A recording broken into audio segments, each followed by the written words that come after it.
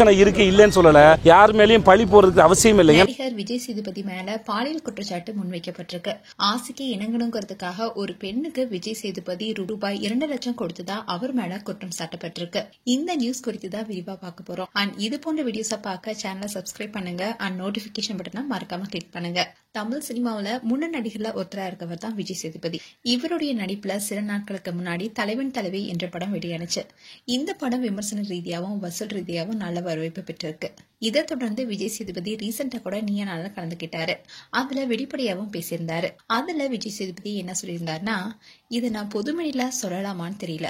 ஒரு முறை நான் என்னுடைய மனைவியோட கழுத்தை பிடிச்சு செவுத்துல அப்படியே வச்சுட்டேன். அதுக்காக நான் ரொம்ப வருத்தப்பட்டேன். என்னதான் இருந்தாலும் நான் அவன் மேல கை வச்சிருக்க கூடாதுன்னு. கை வச்ச அந்த நிமிஷத்துல நான் செஞ்சதுக்கு மன்னிப்பும் கேட்டுட்டேன். இருந்தாலும் சரி தப்பு எல்லாம் 2ஆம் பட்சம் தான். மேல கை வச்சது ரொம்ப தப்புன்னு உணர்ந்தேன். அதுக்காக நான் ரொம்பவே ஃபீல் பண்ணேன்னு சொல்லியிருந்தாரு. அண்ட் சினிமாவில முயற்சி செஞ்சுட்டு இருக்கும் போது அது என்னுடைய மனைவிக்கு தெரிஞ்சிருச்சு. உடனே அவங்க கோபத்துல வீட்டை விட்டு போயிட்டாங்க. அப்புறம் நான் அவகிட்ட போய் சினிமாவுக்காக எடுத்த போட்டோஸ் எல்லாம் கிழிச்சு போட்டு இனிமே சினிமாவுக்கு முயற்சி செய்ய மாட்டேன்னு வயிற்றுல சத்தியம் பண்ணிட்டு கூட்டிட்டு வந்துட்டேன்னு சொன்னாரு. ஆனா அந்த பையன் தான் இப்ப ஹீரோவாயிட்டேன்னு சொல்லியிருந்தாரு. இந்த வீடியோ பார்த்த பலரும் விஜய் சேதுபதி தப்பா நினைச்சு ஃபீல் பண்ணது நல்ல விஷயம்னு சொல்லியிருந்தாங்க. அதே மாதிரி சிலர் அவரை கடுமையா விமர்சனமும் செஞ்சாங்க.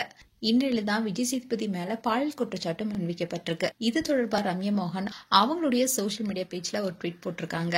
அதுல அவங்க என்ன சொல்லியிருந்தாங்கன்னா, கோலிவுட்ல போதைப் பொருள் பயன்பாடு ரீசெண்டா கூட நடிகர்கள் ஸ்ரீகாந்த் அண்ட் கிருஷ்ணாவும் சிக்கினாங்க.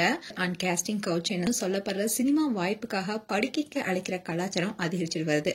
இது வெறும் விளையாட்டு இல்ல. எனக்கு நல்லா அறியப்பட்ட ஒரு பெண் இந்த சூழலுக்கு இழுத்து செல்லப்பட்டு இப்போ மறுவாழ்வு மையத்துல சிகிச்சை பெற்றுட்டு வராங்க.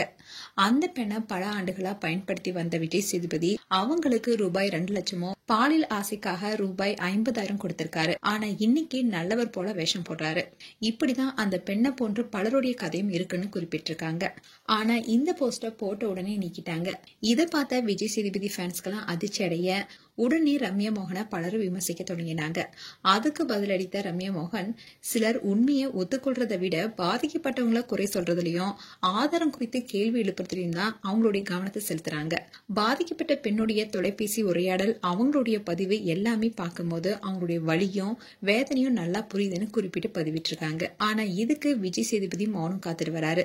இப்போ இந்த விஷயம் பேசும் பொருளா ஆயிட்டு இருக்கு. மேலும் விஜய் சேதுபதி குறித்து உங்களுடைய கருத்துக்களை கமெண்ட் செக்ஷன் சொல்லுங்க.